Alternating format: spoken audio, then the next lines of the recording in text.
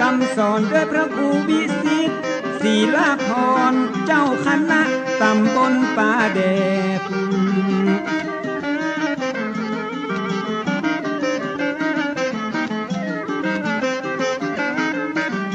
เจ้าอาวาสวัดบางสิงคำมาจะได้น้อมนำธรรมะ108ใกล้ตัวใกล้ตาล้อมแวดที่เฮาได้หันตึงวันปรมัตถ์สัทธรรมพระพุทธยังยุดโคตรโลกโมหันมาเตือนสติหูตันแล้วจะเบิกบานสดชื่น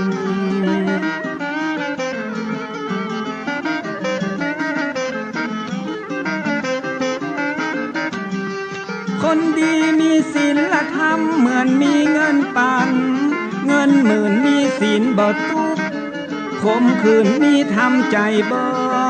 อ่อนแอขาดศีลเหมือนปลานินติดเบ็ดขาดธรรมเหมือนปลาเสด็จ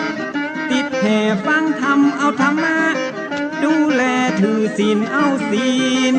ยึดเหนี่ยว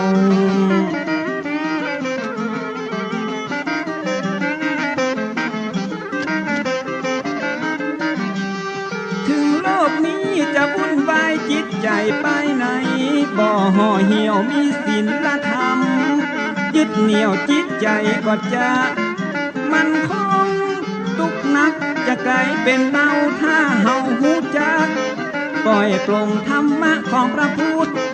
ถ้าองค์ยืนยงเป็นยาขนานเอก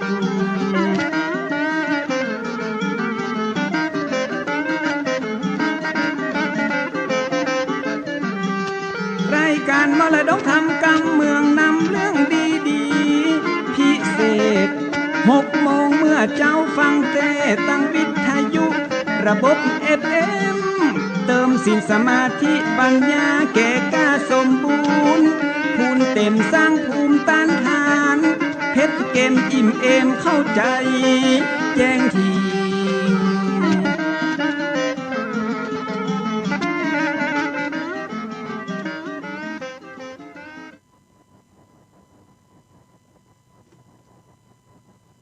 ก็ขอ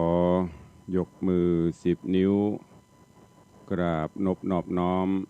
อย่างพระติรัตนเกี่ยวเจ้าตั้ง3 ประการ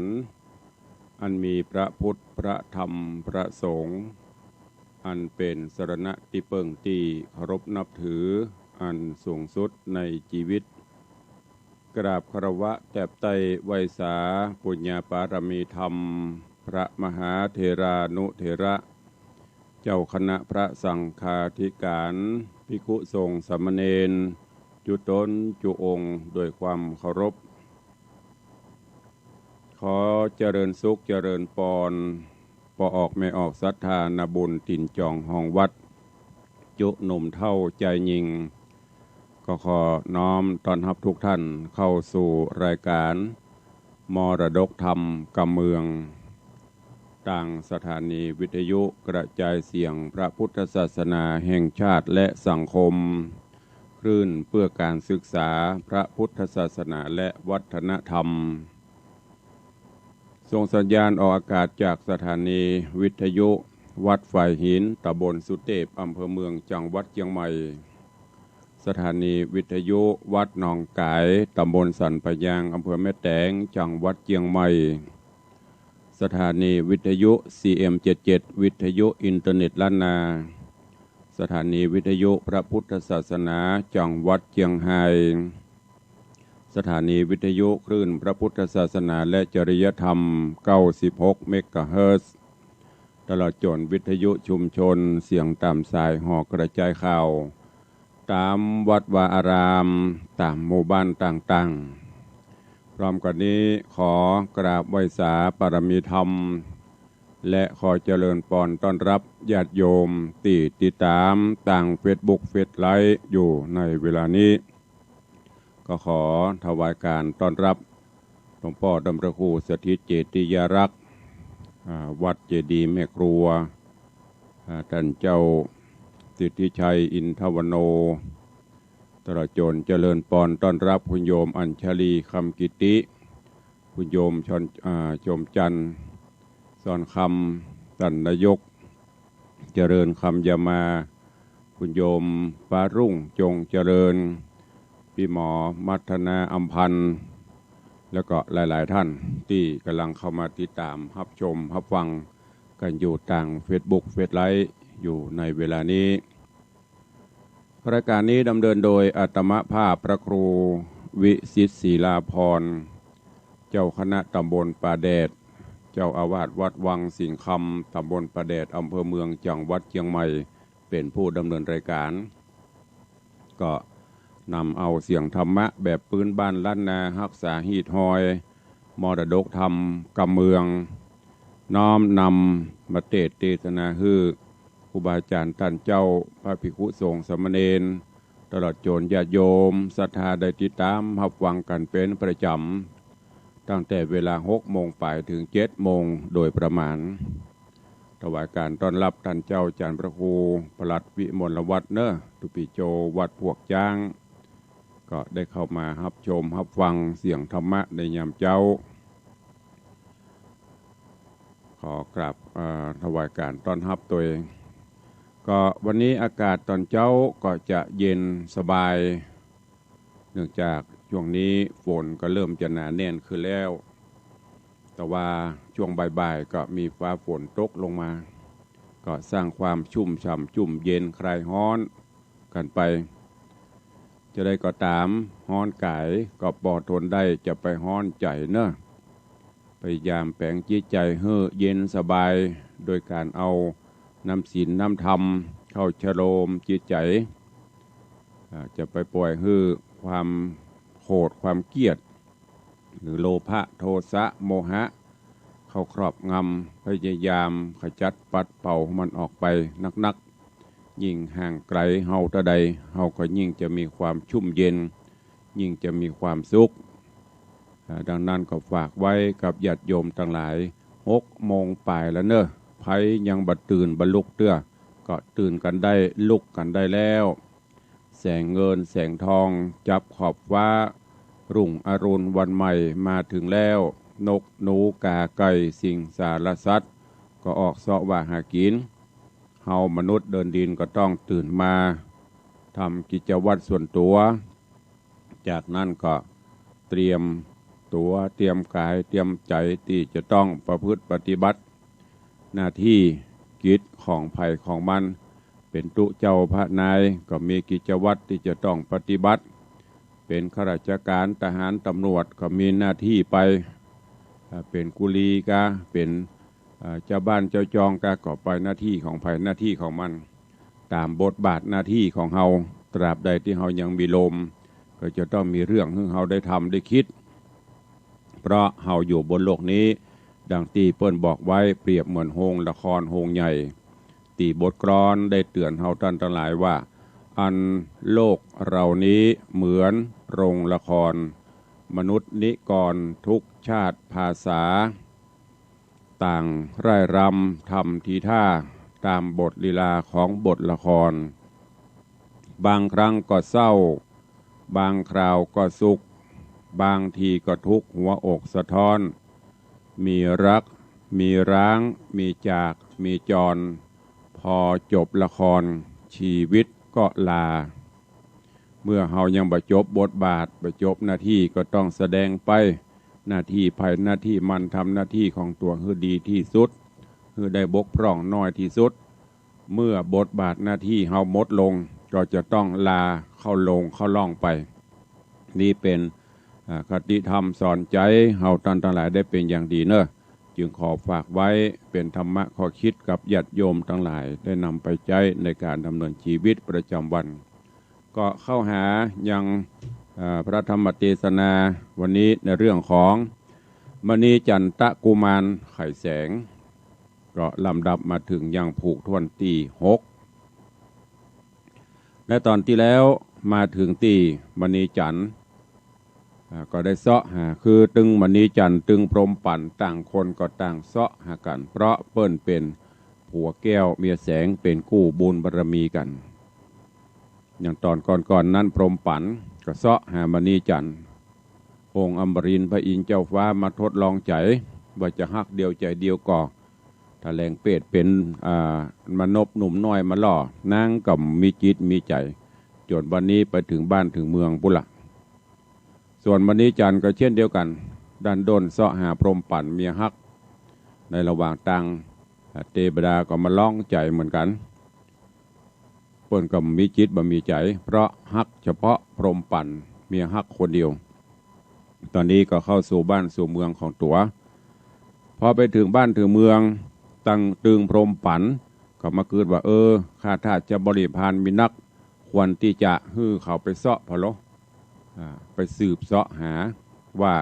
มณีจันทร์ยังมีชีวิตอยู่ก่อมณีจันทร์ก็เช่นเดียวกันพอมาถึงบ้านถึงเมืองก็ใจเสนาอำมาตย์ข้าถ้าจะบริพารลองไปตามบ้านตามเมืองตามกาดตามดีตามที่ไหนๆก็ตามเนาะลองไปเสาะหาว่าพรหมปั่นเมียฮักข้ายังมีชีวิตอยู่ก่อในตอนที่แล้วมาถึงที่นี่ก็ได้จบลงวันนี้ก็ฟังกันต่อว่าเสนาอำมาตย์จะไปเสาะหาไผจะปะไผก่อนแล้วเรื่องราวจะเป็นจะใดเจิญญาติโยมเฮาเจ้าข้าทั้งหลายเนอะติดตามรับฟังพระธรรมเทศนาปื้นเมืองเหนือเรื่องมณีจันทกุมารไขแสงผูกทวนที่6ตอนที่1ณโอกาสบัดนี้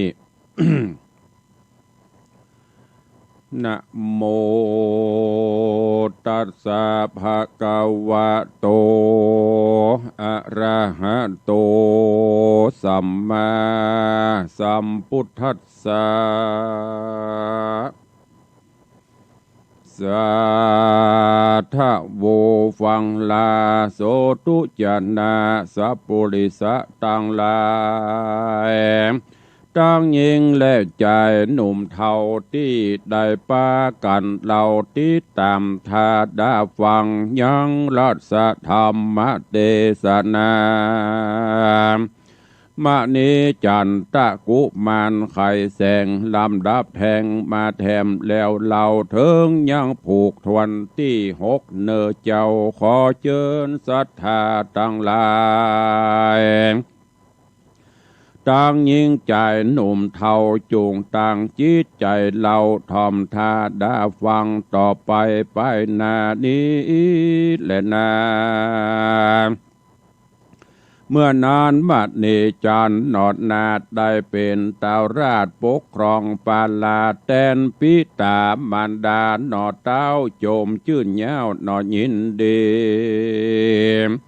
สัมปติมีไปนอกปอปานปอกเลือตราสุกัญญาใจไม่กืดฮอดน้องไทยเมียแปงเจ้าไงแรงแฝงไฟทุกโศกไม่บ่ไม่บ่สุขสบายหายเศร้าวันหนึ่งเจ้าก็มาปรึกษาพระมาตาและอำมาตย์บ่าเฮาเป็นเต้าราอาจครองปาลาเหนืออาสนะเต้นเกี่ยวดูบ่พองเพวสักอันย้อนเฮาบ่หันเมียมิ่งตุกหายยิ่งโจมในจุงจัดเอาคนไป500เสาะสืบถอยหานางตามเมืองขวางเมืองใหญ่เตียงจักสมไฟใจหมายเสนาตั้งหลายฟังเจ้าอินโดแต่เล่าเรือแหงเขาก็จัดแจงตามว่าเลือกเอาโยธากล้าค้นหานได้ประมาณ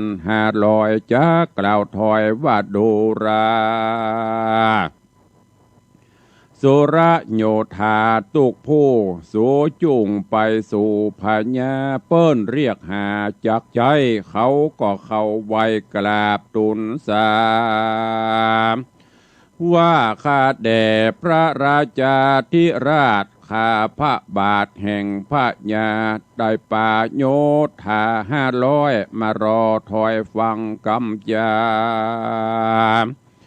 ตามจักบัญชาใส่เกลายามนั้นพญาเจ้าก็ไข่จ๋าว่าดูราโยธาใหญ่น้อยตั้ง500ตัวกัน จุงฮับรางวัลปันเฮอแล้วได้เตียวไตภายผ่านเสาะหานังยังพรมปันเมียค่าตุกแหล่งลาธานีเฮอโหที่เรื่องดาวดีมากล่าวแม่นนางอยู่ดาวแดนใดเฮอคืนมาไวอย่าจ้าแล้วเจ้าฟ้ามณีจันโปร่งล้างวันตานตอด500ยอดโยธาถวายอามลาดนอดนาดออกจากปราสาทวังหลวงเขาตั้งปวงทวนนาเอาเป็ดเป็นป้อกาขายครัวดาบกับตัวกู้กอดเอาสุกสอดไว้ในไม้การกามนาการเตี้ยวไตออกจากเมืองใหญ่ปราณสี เข้าสู่ดงรีป่าไม้ลัดเลาะไต่ไพรสน500 คนป้อกาหมายมุ่งนาดาไปถึงเมืองใดยังจอดเหี่ยวสอดหาการข้าวนางพร้อมป่านน้องนาดโดยความฉลาดวาตีบ่ฮื้อคนในธานีล่วงหูโยดยังอยู่เป็นคราวบอดได้เรื่องราวดังว่าก็ปากันกว่าเดินจรถึงพระนครต่างๆไกลใกล้ห่างต่างไปพักนอนได้ถามทองตุกแห่งห้องธานีเมินดิลีเสาะสอดก็ไปรอดเมืองป่าฮาวาแห่งเนื้อนาว่าเข้าหมู่นาเข้าอาศัยนอนพักในศาลาใหญ่ที่เปิ้นแปลงใบข้างมักกายามนั่นหนาเจื่องยามเมื่อโยธาพระเจื่องจันยังอยู่หันบ่อปอแนนบ่อตันสำรันหายมอยโยธาน้องน้อยพรหมปานตีเอากันเตียวไตเสาะสอดไข่หามาอย่างสามีกานางนาด3 เดือนบ่อาจปะที่น้อยอ่อนอกอ่อนใจเตียวสู่ในที่หมู่โยธาแห่งมณีจันมายังหันเขาหมู่นั่นก็มาจากกันตามธรรมดาสามัญปะปบนาสู่เจ้าแอวกาอันใดอยู่เมืองไกลมากันได้กี่วันจากภายพันตั้งใดต่อแย่งสินกาพอแลกกันเบามณีจันกล่าวถอยเล่าเป่งป้อยกันมาแล้วเรียบเครื่องกาทาไทยบ้านเมืองใหญ่ป่าวินยังเคยได้ยินกำเล่าชื่อแห่งเจ้าพรหมปันเป็นลูกสะวันนอดเต้ายังมีคนกล่าวเถิงจายามนอนเสนานางนาดได้ยินอ้อมมาดมณีจันถามถึงพรหมปันดังอันก็เข้าใจสั้นตันเตก็ย้อนว่าจีถามไทยว่าบ้านเมืองใหญ่แห่งสูดได้ยินเข้าหูกำกล่าวเถิงชื่อเต้ามณีจันไผ่ปอไข่ปั่นหือหูอย่างชื่อนั่นมีจ่าแย้มนั่นเศษนา2 หมู่ก็เข้าใจหูแก่กัน เกิดเรื่องผมปานน้องเนากับพระเจียงเจ้าสามีบอกปุรีที่อยู่ตังสองโสมนัสสาคืนนั่นแน่นอนอยู่หันศาลาหลังนั้นหิมต่างจนรุ่งสางแจ้งส่องอาทิตย์ผ่องหลังสีเขาก็หนีเขาก็หนีลาจากที่นันปราไกลตาปิกขึ้นปาลาเมืองเก่าไปจากเจ้าของไผ่มานคนใจมณีจันตราชก็ปาเอายาก็ปากันยาตราจรคืนพระนครเมืองใหญ่ปากันไต่เตียวโอมาโดยโสมนาสาทุกโพจนพดมาสู่เมืองหลวงเขาตั้งปวง500เตียวไต่ถ้อยกันมาบ่แว่เกงหาย่างจอดเร่งเตียวหอดถึงวังกราบตุนยังเรื่องถอยว่าขาหมออ่อนน้อยเสนาอ่านองค์ราชาผ่านเผาใจหมู่ข้าเจ้าเสาะหายังอากะจาญานอนนาดไปหลายนักราชเวียงใจ3 เดือนไปเสาะสอดโจรไปรอดป่าลาแห่งหนึ่งนาพระนอไทยหมู่ข้าก็ปะใส่ลาจตุตาอันเป็นเศษนาเมืองใหญ่นางพรหมปันใจเตโอมาเสาะหาบ่อพิตราที่ราชหมู่คาบาทหมู่คาบาทตั้งมวลใดจักจวนกันอู้ก็ได้หูเรื่องหูความมีว่าพระเตวีนางนาถเป็นลูกดาวราชป่าวินผู้ข้าได้ยินเขากล่าวก็จมชื่นยาวยินดีได้ส่งความมีไปฮอดถึงเติงจอดนางพรหมปันยามนั้นมณีจันทร์นอดเต้าฟังคำกล่าวเขาจะดีใจนักหนาแต่เล่าพระผ่านเผาก็ตอดปันยังราชลังวันหลายสิ่งเสื้อผ้ายิ่งเงินคำยกยอตำแป่งบาปันแบ่งเหมาะแก่ตำแหน่งไผ่มันเขาหับลังวันจากเจ้าแล้วก็ปิกปอกเต้าเกหาจากปีคืนจ่าเรื่องเล่านางพรหมปันหนอเจ้านางหนอดเนาพรหมปันใจโคนพันเตียวไตเสาะหาหนอไทยผู้โอเมนจากเมืองป่าวินเตียวไตเมื่อยังไปขึ้นมาส่วนพระปิตาโตนป้อก็กึดพอใจขะนิ่งว่าลูกยิงกูนี้ลบหลีกลี่ละนีแผ่วเมืองกาสีที่หันได้ใจผู้นั้นเป็นสามีเมื่อจากกาสีเข้าป่าถูกโจรพาฟันลาย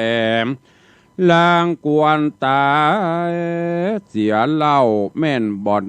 เน่าตายเสียจักมาเอาเมียมันป้อกูบ่ยอมฮื้อออกปาลา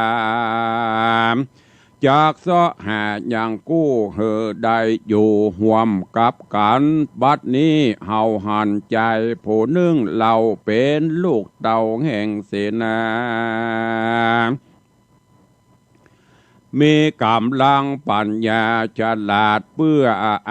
อจักอาจพระโจรฟุ้งหมู่คนที่คิดให้เหือเต้นป้ายเพตา กาลิงกะปุริสากาลิงกะปุริสามีชื่อจักหมออาจจะมอบนางฮือแก่มานเป็นผัวนางพรหมปั่นลูกลาจักดีไปนาบ่สงสัยเมื่อเต้ากึดใจหันแล้วก็เรียกลูกแก้วชื่อว่าพรหมปั่นโดยจับพรันเล่งเหือคนหมู่ใจไปเจิญเขาเรเองเดินสวยตามอัจญาใหญ่ลาอาจารย์ยามนอนนางนาดอยู่ในภาษาทของตัวตุกหาผัวใจร้องร่ำให้มัวเมานั่งซบเศร้าเงาอยู่คนใจเข้าสู่เจิญนางไปสู่หอควางปิตุราชเพราะบ่อาจขัดกรรมจาเร่งเตียวมาบ่จะแผ่วพระเจ้าฟ้าจอมเมืองนางบุญเรืองนั่งอยู่ก้มหน้าสู่ปาตายามนอนหน้าป้อเต้ากอดตันถอยกล่าวเจียนจาว่าพรหมธิดาเฮ้ยลูกป้อฮักเด่นนอปานใจเจ้าจงตัดอะไรเสียจากเศร้าโศกมากเวทนาหาสามิกาแห่งเจ้าเฮอเป็นปางเป่ามองได้ร้อยมันลางตายกลางป่าถูกโจรฆ่ามรณะไปบ่อันก็อยู่โหนไกลไปยากจักลำบากวันหลังป้อบ่ปนปานยังตัวจะเอาเฮอได้ไต่เต่าไปไหนเจ้าอย่าอาลัยผัวเก่าบ่ทาโศกเศร้าหามาอ่านป้อจากซ้อปั่นฮือใหม่ลูกอย่าได้เลวเหลือกำจ่าแห่งป้อแห่งปิตาป้อเจ้าวันนี้เล่าเป็นวันดีใจญาติถีอันเลิศเป็นบันประเสริฐนักหนาป้อจากวิวาหาเจ้าพรหมปั่นน้องเนาได้ฟังประดังเหล่าเล่มใหญ่แต่งเสียบใส่ข้าจะหัวใจดังจากแตกไปบาดนั้นหลายหมื่นจันเวทนาจะละเนตาไหลมาบ่ขาดกอดยังบาทพระบิดาเจ้าว่าข้าแด่พระบิดาเป็นเจ้าปกห่มเกลาอุปถัมภ์อย่าได้กระทำกรรมอันยากสร้างความลำบากหลายอันแก่ตัวพรหมปั่นลูกละอาพระเจ้าฟ้าอย่าได้หายังสามีกากู้เฝ้าฮือแก่เจ้าดิลีแม้นว่าสามีขานอนเข้าเขตคันตายไปข้าก็บ่เอาไผเป็นกู้จะขออยู่แต่เอกาตราบจีวิตาขาดควันแม่นผัวข้านอนยังบ่ตายกาละไปนาตัวแห่งขาลังจักหันข้าเจ้าพรหมปั่นลูกป้อบ่ฮักไผต่อแตนไปข้าบ่มีใจไฟห้อยแม้แต่หน่อยหนึ่งกับใจได้อย่าฮือข้าไปสู่เงื้อมตกในเอื้อมมือใดข้าเจ้าบ่ฮือไผได้ถูกต้องตัวลูกปอสอง เว้นแต่ผัวของข้าเจ้าผู้เตียวเต่าปั่นวางนางว่อนครางร้องร่ำให้ยกมือไหว้กล่าวไขขานว่ายังบ่หูข่าวสารแห่งผัวขาจักมวยความนากาว่ายังดังลือป้อจักบังคับข้าเจ้าฮือตกเข้าสู่มือใจอันบ่เป็นที่หมายนั้นเล่านักปราชญ์เจ้าตานไขจาว่ายิงได้นามีผัวแล้วป้อยกล้ากลาดแคล้วหนีไปเปิ้งอาสะไหลใจอื่นบาปร้อยหมื่นเกิดมีมาตราบใดสามีกาแห่งคาบ่ปงบอกว่าลาอาวางสายเมียขวางเกิดคันบ่ปุดขาดบันกันไปถ้าภัยเกิดใจจงเจตโดยกามากิเลสตัณหาได้ชื่อว่าผิดพระลิญาเจ้าหมู่ยิงได้ผัวบ่สู้ตัดบานขาดเสียกันดังอันยิงผู้นั้นจริงเป็นเมียบ่อันผัวตายเสียตอดละจริงป้นภาวะเป็นพระลิญาใจใดนาแม่นใครใดก็บ่ใจจากผิดศีลแม่ไม้ในแผ่นดินมีมากอันนี้หากเป็นธรรมดาป้อใจตั้งหลายนาก็ดังอันตัวคานินั่นพระปิตาสามีกาข้าบาทยังบ่ขาดปุตเสียสายแห่งเมียก็มั่นอยู่ยังกัดยังกึดใจสู่หากันนางลำพันร้องลำให้ขอใจซึ่งพระปิตาโสมะลาจาตนป้อก็บอกเกิดใจพออินดูอย่าเหลือกรรมกูป้อว่าผัวลูกลานางพรหมปานไผ่บ่หันไผ่บ่หูไผ่บ่ฟู่ไผ่บ่อู้ไผ่บ่คอสองคนนั้นหนอแห่งลูกช่วยกันสร้างผูกสัมพันธ์พี่น้องบ่หันสักผู้อย่าคัดกรรมฟู่กูนาแล้วพญาโสมราชก็คืออำมาตย์หมู่เสนาเล่งปากันมาเข้าเฝ้าตั้งเสนาเก้าเสนาไปเบาตั้งไหลไปเป่าตามกำเต้าสั่งไขมายามนั้นหมู่เสนาอำมาตย์ได้ยินคำประกาศขานไขเจิญเข้าไปพร้อมเฝ้าก็เร่งไต่เต่าเตียวมาเต้ามีอาจญาวัตะหือน้ำกะลิงกะญากะลิงกะญามัจจาลูกเสนามาเฝ้าตามอาจญาเจ้าปงปานเมื่อมาพร้อมกันในภาษาอภิวาทไว้พญานั่งในฐานะที่ถูกส่วนกะลิงกะลูกเสนา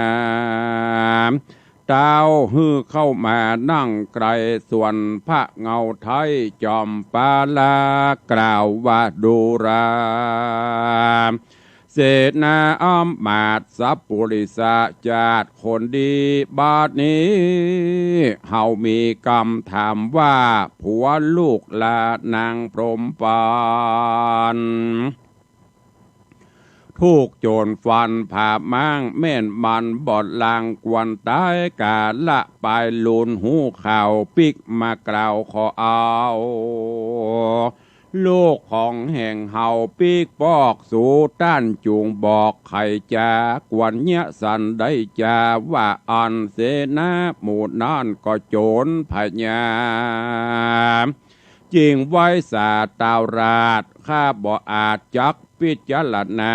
ฉันได้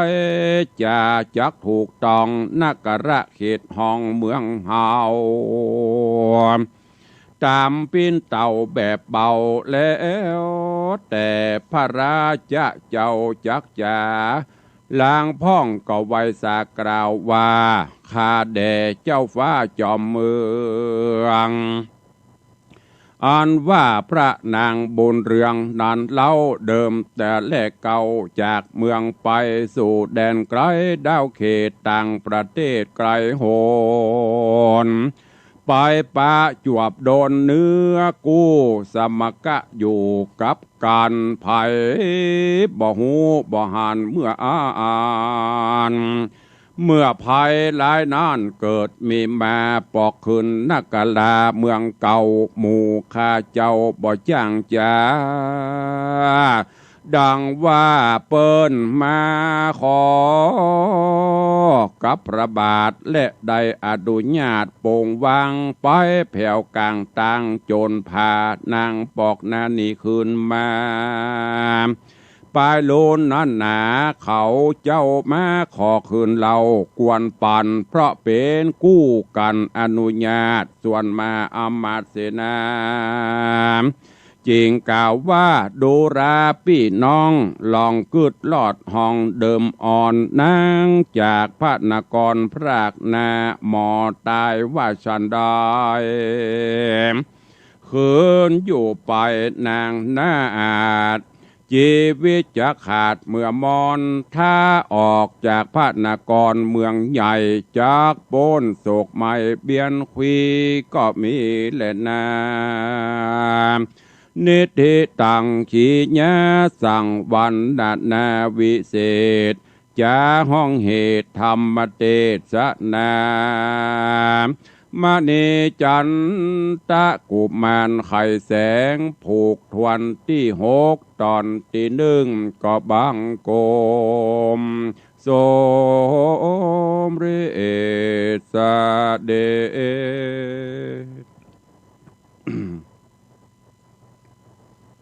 ก็จบไปแห่มตอน1ในเรื่องของมณีจันตะกุมารไข่แสงจบไปแห่มตอนเวลาก็ใกล้จะหมดห้างเวลาไว้ได้ได้จ่ากันใต้รายการเนาะก็ติดตามฟังกันไปเนอะโอ้วันนี้ขอต้อนรับเนอะท่านอนุศาสตร์อัศนัยวยนนท์วันนี้ได้เข้ามาติดตามรับชมรับฟังเสียงธรรมะ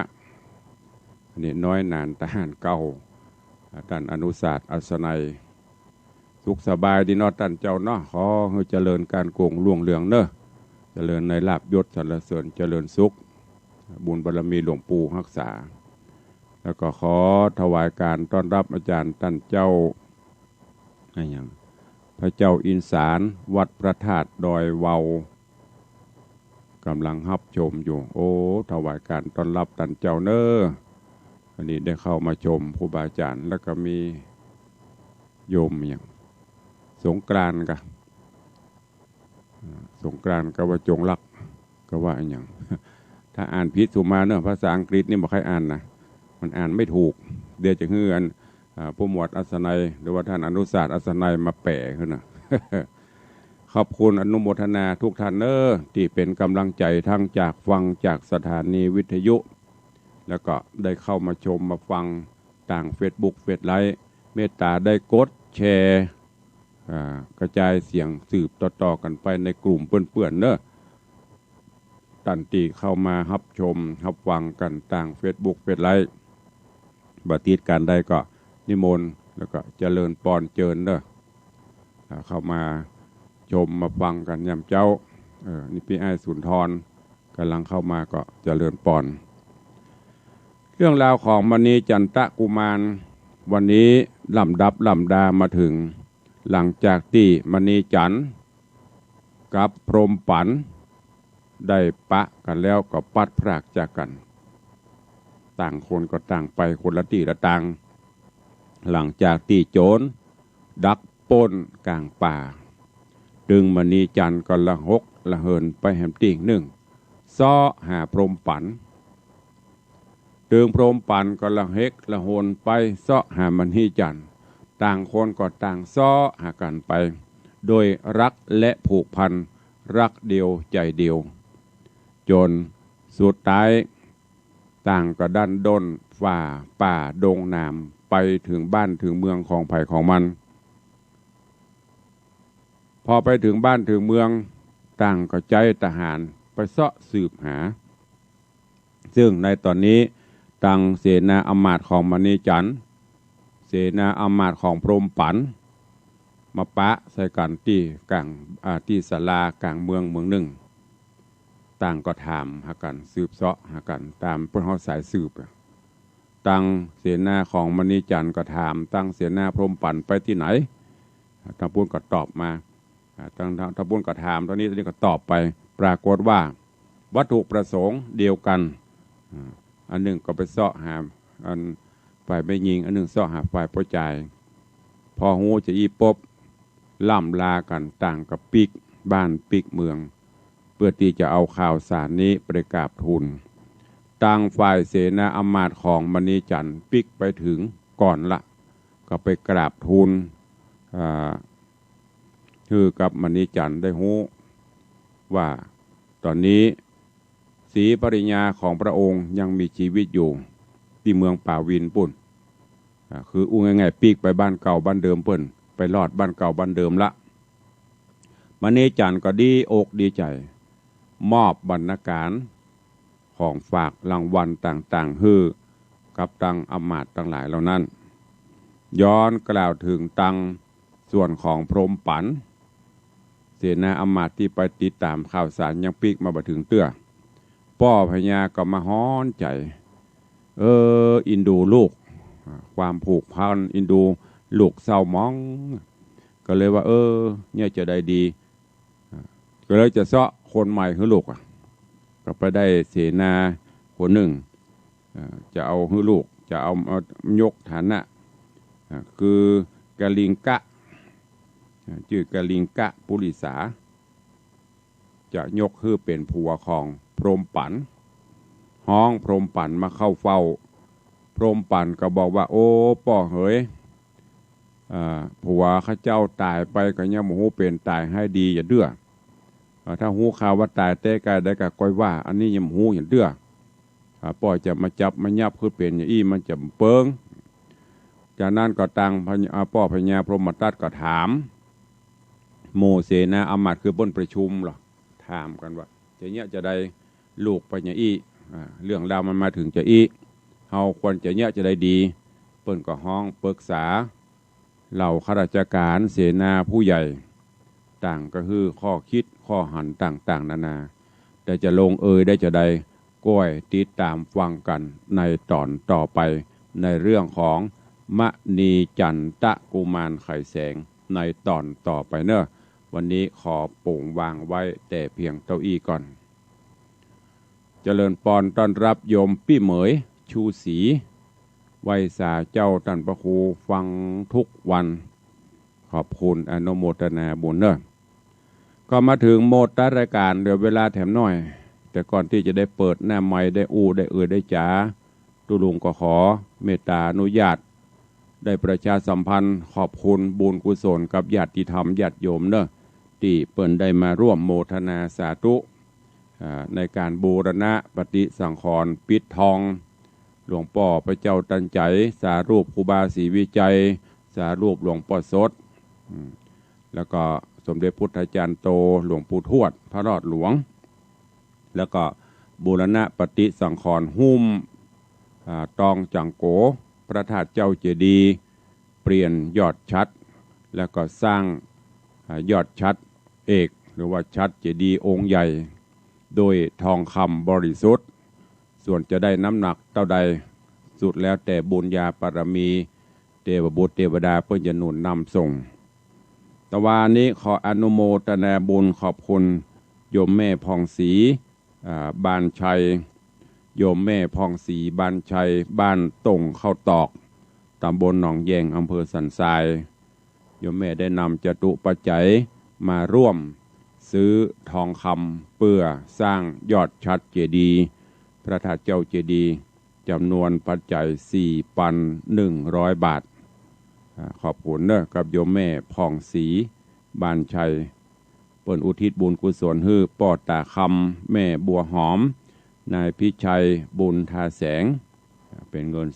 4,100 บาทขอบคุณโยมอาทิตย์โยมอุทัยบานชัยโยมนางสาวอัญชนาโฉมวันอุทิศบุญกุศลฮื้อป้ออานนท์บานชัย100 บาทอันนี้ก็เป็นลูกเต้าของโยมแม่ผ่องศรีบ้านต่งเขาตอกเหมือนกันแล้วนอกจากนั้นขอบคุณอนุโมทนาบุญกับแม่อุ้ยหม่อนลอยสุดใจปุ๊กพร้อมลูกหลานร่วมถวายปัจจัยปิดทองจังโกพระธาตุเจ้าเจดีย์ 1,500 บาทขอบคุณอนุโมทนาบุญกับท่านมณิษฐ์ยมปี้สายจันทร์บุญยวงพร้อมลูกหลานนำปัจจัยทำบุญครบรอบอายุวัฒนะมงคลวันเกิดของยมปี้สายจันทร์บุญยวงร่วมถวายปิดทองจังโกหุ้มทองจังโกพระธาตุเป็นจำนวนปัจจัย 5,000 บาทนอกจากนั้นก็ขอบคุณอนุโมทนาบุญกับปออุ้ยบุญมาสตุลหรือโยมปออุ้ยหมอนขันรวมปิดทอง500 บาทปอวัฒนาแม่นงยาวบุญช่วยร่วมทำบุญมา500 บาทก็มีคุณโยมปณิธานสัมภวุฒินางสาวกฤษดาพรบุญยวงอันนี้ก็เป็นลูกบ่าวลูกเขยลูกสาวของท่านมณิษฐ์พิสายจันทร์บุญยวงก็ร่วมโมทนาบุญมา300 บาทโยมกำจรไครศรีจากตาสายในเมืองเนอะนี่เป็นผู้ร่วมทำบุญขอบคุณกับโยมแม่ปราณีพยัคฆ์ไคหพลบ้านหนองแต้นสันปะตองก็ได้นำปัจจัยมาร่วมสมทบแถม 3,000 บาทพร้อมกับของโปรดแต่เจจะเอาเป็นอะไรไม่บอกก็เดี๋ยวมันจะไหลเข้าวัดมาโลโลโอ้ตุลุงมักอันนี้ไกปัญหาตุลุงมักอย่างมักโมดบักไปบ่ได้แต่รู้ใครรู้มันสิ่งเหนือเสือใต้นี่จะหงเปิ้นสิ่งใต้เสือใต้ก็จะเสาะมาบางเตือสิ่งเสือใต้บ่ได้มากับสิ่งเหนือจะเอามาถ้าชายกลางมันนี่เป็นลำโลดปุ่นปะโทกินได้เมินนี่ก็อนุโมทนาบุญขอบคุณเนอะขอบคุณกับโยมป่อสุธรรมโยมแม่สมศรีฟองเปงบ้านต้นลุงเจ้าจ้างนี่ก็มาร่วมฮับชัด1 ตัวขอบคุณอนุโมทนาบุญกับแม่อุดคิดชัยกอกมนร่วมโมทนาบุญปิดทองพระธาตุเจ้า 1,000 บาทแม่จันดีสุขเจริญร่วมทำบุญ500 บาทขอบคุณกับโยมป่อบุญธรรมแม่รัตนาสั่งคำฟั่นโป่งหนองเวียงปะเป้า 1,000 บาทโยมแพรพิไลกองน้อย500โยมรุ่งรัชนีสั่งคำฟั่น300แม่กิมทองเมธาวณิช200แม่เถาวันธนุใจ100แม่เกี่ยงคำสุภามูล100เด็กชายภูมิพัฒน์สั่งคำฟั่น100อันนี้เป็นรายนามของผู้รับร่วมโมทนาบุญในการจัดสร้างฉัตรทองคำประดิษฐานไว้ในบวรพุทธศาสนาก็ฝากหวังอนุโมทนาบุญตัวเอาแล้วนอกเวลาก็ใกล้จะหมดละก็จะได้เปิดหน้าไม้อู้เอ่ยอู้จ่าตักตายกันยำเจ้ากับญาติโยมศรัทธาใครจะอู้จะจ่าตัวก็เข้ามาเนอะแต่ว่าต้องขอสู่มาแต่ว่านี่เป็นเทปรายการเพราะสุขภาพไม่ไหวก็เลยได้เอาเทปออกแทนวันนี้มาสดร้อนจากเตาในวังใครจะอู้ตัวเข้ามาได้0817836540